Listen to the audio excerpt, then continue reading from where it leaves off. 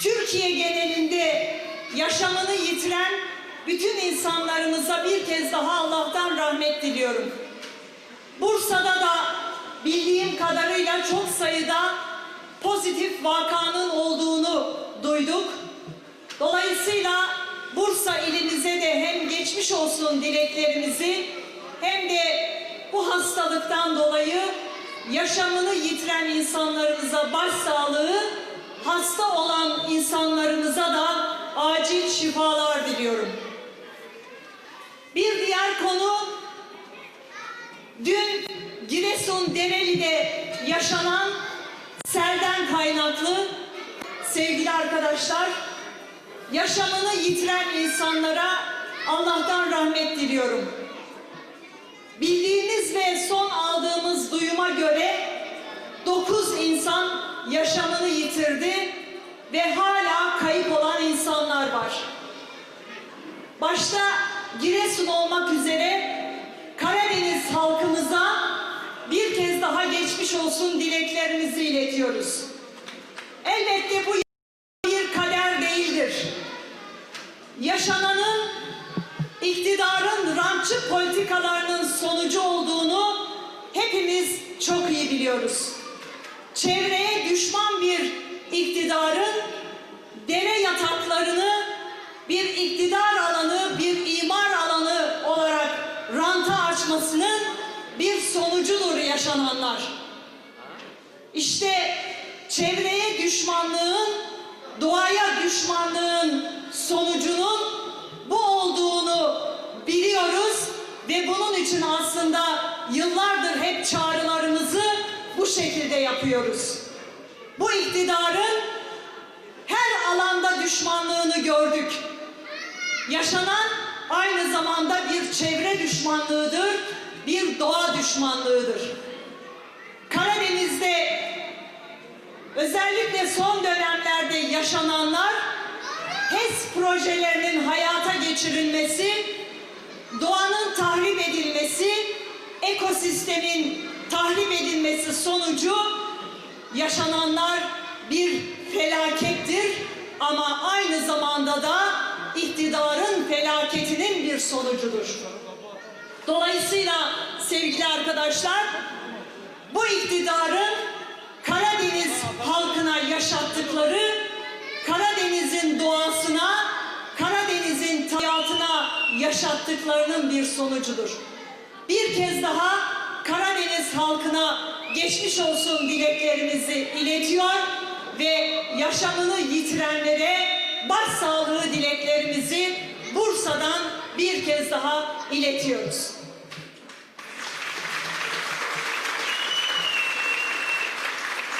Evet, sevgili arkadaşlar, Halkların Demokratik Partisi olarak 1 Haziran tarihinde bir tutum belgesiyle başlatmış olduğumuz demokratik mücadele programı çerçevesinde bugün Bursa'dayız. Bursa'dan Balıkesir'e, Balıkesir'den Muğla'ya, Muğla'dan Manisa'ya, sadece Türkiye'nin batısında değil, 2 gün önce de Ağrı'nın Doğu Beyazıt ilçesinde, Muş'ta, Muş'un Bulanık ilçesinde ve birçok kentte, birçok yerde halk buluşmalarımızı gerçekleştirdik. Biz bu yola 1 Haziran tarihindeki tutum belgemizle değil, yaptığımız büyük kongremizle çıktık değerli arkadaşlar. Ankara'da Şubat ayında gerçekleştirdiğimiz büyük kongremizde halkımızın bize vermiş olduğu mesajı, halkımızın bize göstermiş olduğu yolu ve halkımızın bizimle birlikte bu yolda büyük bir mücadele vereceği mesajını alarak yola çıktık.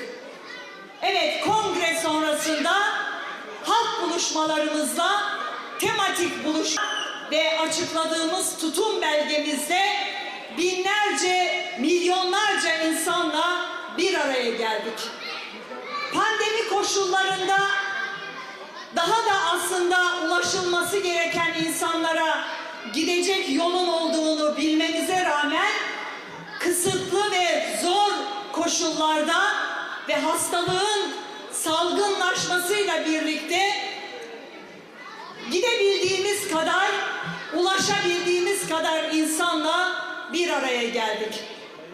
Türkiye'nin önemli konularını, devirde yaşanan sorunlar tüm Türkiye halkları tarafından, Türkiye toplumu tarafından bilinen ama bir türlü çözülmeyen, çözüme kavuşturulmayan meselelerdir. Nedir bu meseleler? Türkiye'deki başta anayasa meselesi, yani 12 Eylül tarihinde 90'larda yazılan bir anayasayla hala Türkiye'nin yönetiliyor olması Türkiye'ye en büyük haksızlıklardan sadece bir tanesidir. Türkiye toplumu artık yeni bir anayasa istiyor. Türkiye toplumu artık eski anayasayla yönetilmek istenmiyor. Çünkü eski anayasa, yani şu andaki yürürlükte olan anayasa, Türkiye halklarının geleceğine, bir arada yaşamasına, kimliklerin, inançların ve kültürlerin özgür bir şekilde kendini yaşatmasına engel bir anayasadır. Artık çoğulcu bir anayasaya ihtiyaç vardır. Özgür bir anayasaya ihtiyaç vardır. Bütün kimliklerin, bütün inançların, kadınların, gençlerin kendisini güvende hissedebileceği yeni bir anayasaya acil bir ihtiyaç vardır. Ancak bu ülkeyi yönetenler hala eski anayasada diretiyorlar. Çünkü bu anayasa sadece onların işine yarıyor. Yeni bir anayasayla onlar da biliyorlar ki her kesim, her topluluk, her halk, her inanç, her kültür kendisini güvende hissedecek ve Türkiye kendi zenginliğiyle, çoğulcu yapısıyla kendisini güvende hissedecek. Oysa bu iktidarın anlayışı özgürlüklere açık bir anlayış değil. Bu iktidarın anlayışı Türkiye'deki farklı kimlikleri ve zenginliklerimizi yaşatacak bir anlayışa değil. Onlar faşizm anlayışında ıskıcı, şiddet yanlısı ve bu ülkeyi karanlığa doğru sürükleyen bu anlayıştan vazgeçmediği sürece bizler bu ülkede farklı kimliklerin, farklı inançların, farklı anlayışların, farklı mezheplerin bir araya gelmesi için elimizden gelen her türlü mücadeleyi vermeye devam edeceğiz değerli arkadaşlar. Evet, bu ülkenin yaşadığı sıkıntıların bir diğer ana başlığı elbette ki Kürt sorununun çözümsüzlüğünden kaynaklanan gelişmelerdir. Kürt sorunu bugün ülkenin, hatta dünyanın en önemli sorunlarından bir tanesidir. Ve bugün Kürt sorununun çözümsüzlüğünden kaynaklı yaşanan birçok krizin ve kaosun yaşandığını biliyoruz. Evet, Kürt sorunu bu ülkenin en büyük sorunudur ama çözüm yolları da bellidir, çözüm yolları da vardır değerli arkadaşlar. Fakat bu ülkeyi yönetenler ne yazık ki hep aynı yöntemlerle, güvenlikçi politikalarla, halkların dilini ve kimliğini inkarla, siyaset kanallarını daraltmakla çözmeye çalışıyorlar. Oysa bu işin asıl muhataplarının belli olmasına rağmen şimdi herkes bir Kürt sorunu çözme sevdasını ortaya koymaya çalışıyor. Sevgili arkadaşlar, Kürt sorununu geçmiş dönemlerde çözmek isteyenler sadece kendileri çözüldüler. Çünkü meselenin esas kaynağına, ana kaynağına bir türlü inmediler ve bu sorunun gerçek ismini bir türlü telaffuz etmediler. İşte bunun için Kürt sorununu çözemedikleri için kendileri çözüldüler ve gittiler. Tıpkı AKP gibi. AKP de Kürt sorununu çözemediği gibi artık son demlerini yaşıyor ve önümüze konulacak olan ilk sandıkla birlikte tarihin çöp sepetine gidecek olan bir iktidarla karşı karşıyayız değerli arkadaşlar.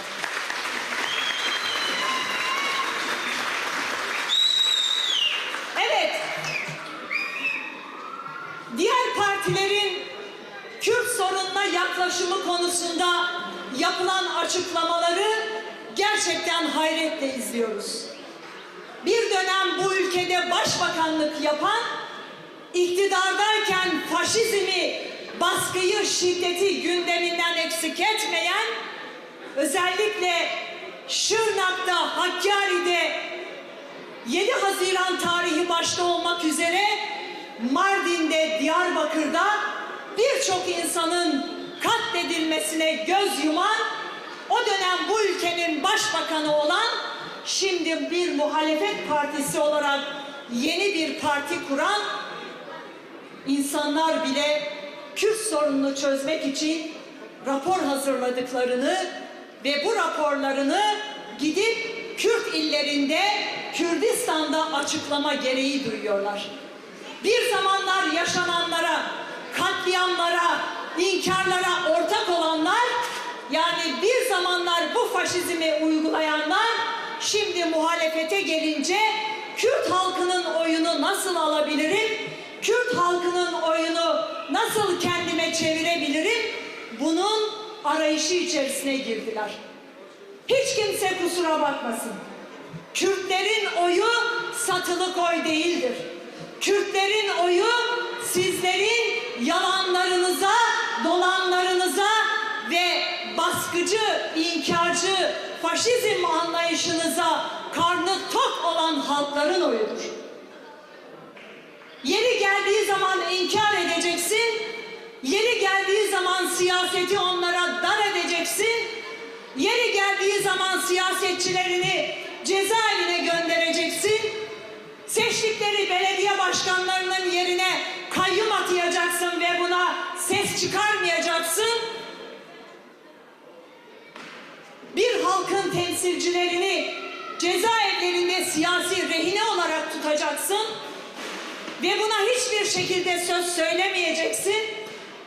Selahattin Demirtaş'ın, Figen Yüksekdağ'ın, İdris Baluke'nin, Gülten Kışanağ'ın, Sebahat Tuncel'in, ismini sayamadığım onlarca, yüzlerce arkadaşımın cezaevinde kaldığı dönemlerde tek bir laf etmeyeceksin.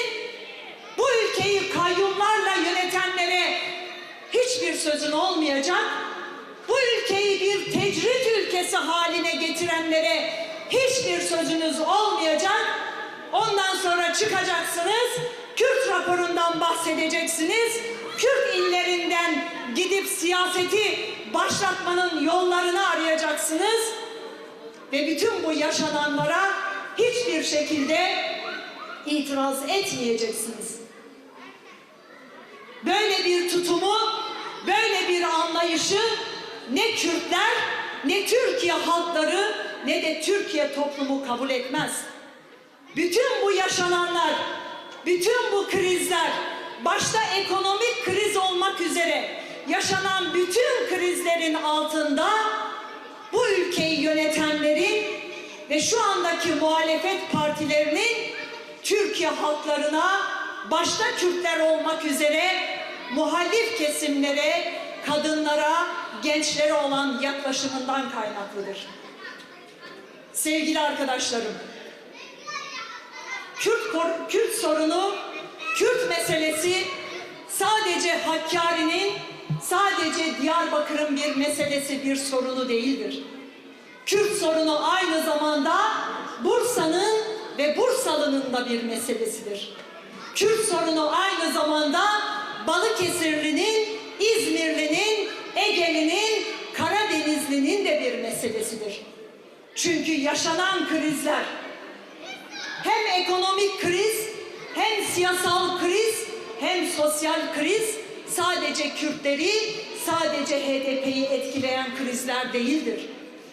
Türkiye'nin batısında, Ege'sinde, Karadeniz'inde yaşayan halklarımızı, Çerkezleri, Alevileri, Arapları, Türkleri ne kadar ilgilendiriyorsa, aynı zamanda Türkiye'nin doğusunda, Kürdistan'da da Kürtleri ve orada yaşayan insanları da etkiliyor. Eğer Türkiye toplumu biz bu ülkede kardeşiz, birlikte yaşıyoruz diyorsa, işte o zaman Kürdün yaşadıklarına, Kürdün baskı altında şiddet politikalarıyla, inkar politikalarıyla yaşadığı her türlü zulme karşı mutlaka söyleyeceği bir söz olmalıdır değerli arkadaşlar. Bu ülke hepimizin ülkesi. Bu ülkenin içerisinde hepimiz birlikte yaşıyoruz. Türküyle, Kürdüyle, Lazıyla, Çerkeziyle, Arabıyla, Alevisiyle, kadınıyla, genciyle, eğer hepimiz bu ülkede birlikte yaşıyorsak, işte o zaman bu sorunlara, bu meselelere hep birlikte karşı çıkmak durumundayız. Ülkeyi bir tecrit haline getirdiler. Bugün tecrit sadece İmralı cezaevinde Sayın Öcalan'a uygulanmıyor değerli arkadaşlar. Ama İmralı şahsında Türkiye halklarına, Türkiye toplumuna uygulanıyor. Evet, Türkiye halkları her haliyle tecrit yaşıyor değerli arkadaşlar. Adaletin olmadığı, hukukun olmadığı, demokrasinin olmadığı, sosyal medyanın bile özgür olmadığı bir ülkede hiç kimse kendisini özgür hissetmiyor, hiç kimse geleceğine güvenle bakmıyor. İşte bütün bunlar bu iktidarın eseridir. İşte bütün bunlar AKP iktidarının 18 yıldır Türkiye halklarına vermiş olduğu, yapmış olduğu anlayışın, hizmetin ürünüdür. Bu ülkeye herhangi bir hizmette bulunmadılar. Hiçbir faydaları olmayan, kendi geleceklerini garanti altına almaya çalışan, kendi iktidarlarını kurtarmaya çalışan ve geçici politikalarla siyaset yapan AKP hükümeti şimdi yeni müjdeler vererek Türkiye toplumunu, Türkiye halklarını kandırmaya çalışan ve yeniden iktidarlarını korumaya çalışan bir anlayış içerisine girdiler. Ayasofya'yı ibadet olarak yeniden ibadete açtılar. Fakat herkes şunu bildi ki Ayasofya'yı ibadete açmanın altında başka hesaplar var. O tutmadı. Ayasofya'yı ibadete açtıktan sonra anket yaptılar. Anketlerinde sadece %1 oranında bir yükselmenin olduğunu gördüler. Ancak bu onların yeniden iktidar olmalarını kurtarmaya yetmiyor değerli arkadaşlar. Şimdi ne yaptılar? Şimdi Karadeniz'de gaz bulduk müjdesi verdiler. Sevgili arkadaşlar, artık iktidarlarını 7 kat yerin dibinde aramaya çalışıyorlar. Çünkü yeryüzünde insanların yüzüne bakacak yüzleri kalmadı. Herhangi bir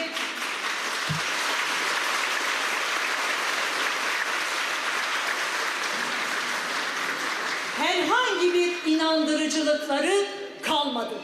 İşte bunun için şimdi Karadeniz'de gaz bulduk iddiasıyla yeni bir rant alanı açmaya ve 2023'e kadar da bunun üzerinden yeni hesaplar yapmaya çalışacaklar. 2023'te gaz rezervini hayata geçireceğiz diyorlar. Ancak 2023'e kadar kalamayacaklarını da biliyorlar. Peki o gaz 2023'e kadar orada kalacak mı? Hayır. Ne yapacaklar? Şimdi yeni ihaleler açacaklar. Şirketlere ihaleleri verecekler. O gaz rezervinin bulunacağı yerde, yapılacağı yerde bütün masrafı Türkiye halklarına, Türkiye toplumuna ödetecekler. ve bu işin kârını, bu işin esas meyvesini kendi şirketlerine, yandaş şirketlere, onların cebine aktaracaklar. Türkiye toplumunu artık bu konuda uyarmaya gerek yok. Türkiye halkları her şeyin farkında. Türkiye toplumu her şeyi biliyor ve görüyor sevgili arkadaşlar. İşte bütün bunları biz dile getirdiğimiz için bugün AKP'nin hedefinde olan tek parti Halkların Demokratik Partisi'dir. Kadın konusunda, gençler konusunda, kimlikler konusunda, sorunlar konusunda, krizler konusunda, her konuda sözümüzü esirgemeden AKP'yi eleştiren tek parti Halkların Demokratik Partisi'dir. İşte bunun için bu kadar bize saldırıyorlar, bunun için bu kadar öfkeliler, bunun için bu kadar HDP ile uğraşıyorlar. Ancak ne yaparlarsa yapsınlar, HDP'nin büyümesini, HDP'nin genişlemesini, HDP'nin bu ülkeyi yönetmeye dair başlatmış olduğu yürüyüşü asla ve asla engelleyemeyecekler değerli arkadaşlar. Çünkü siz varsınız, Bursalılar var, Egeliler var, Karadenizliler var, kadınlar var, gençler var, Türkiye halkları var, Türkiye toplumu var. Biz bu ülkeyi yönetmeye ve bu ülkedeki sorunları birebir çözmek için yola çıktık. Daha da büyüyeceğiz, daha da genişleyeceğiz değerli arkadaşlar. İstedikleri kadar saldırsınlar. İstedikleri kadar bu partiyi karalamaya çalışsınlar. Buna da insanlarımızın karnı tok. Her türlü karalama karşısında, her türlü saldırı karşısında halklarımız dimdik ayaktadır. İşte Doğu Beyazıt'tan geliyorum. Gördünüz resimleri, gördünüz görüntüleri. Tek bir yere gitmemiz bile büyük bir heyecan, büyük bir umut veriyor Türkiye halklarına. Bu umudu daha da büyütmek, bu heyecanı daha da büyütmek hepimizin görevidir. Evet, hep birlikte büyüyeceğiz. Bu ülkeye umut olacağız. Bu ülkeye heyecan vereceğiz. Kadınıyla, genciyle, yaşlısıyla, erkeğiyle hep birlikte umut olmaya devam edeceğiz. Ben hepinize geldiğiniz için, katıldığınız için bir kez daha teşekkür ediyorum. Hepinizin emeğine sağlık diyorum. İyi ki varsınız, iyi ki buradasınız diyor. Saygıyla önünüzde eğiliyor ve hepinize şükranlarımı sunuyorum. Sağ olun, var olun.